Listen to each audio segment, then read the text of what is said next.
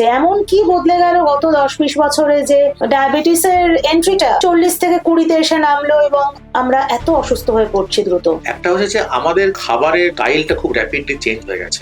আমাদের যে মেটাবলিজম এটা কিন্তু আমাদের জিন কন্ট্রোল করে। আমাদের ইন্ডিয়ান জিন কিন্তু আমাদের এই শাক পাতা যেটা আমাদের পূর্বপুরুষরা খেত এগুলোই কিন্তু খুব ভালো।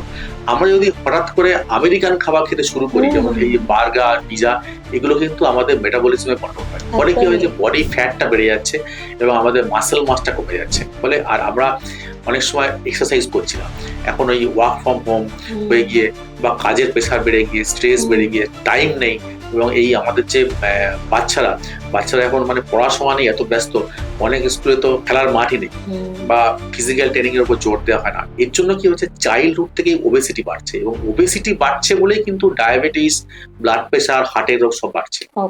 সম্পূর্ণ ভিডিওটি দেখতে ভিজিট করুন আমাদের ইউটিউব পেজ দ্য ওয়ার্ল্ড আরোগ্য।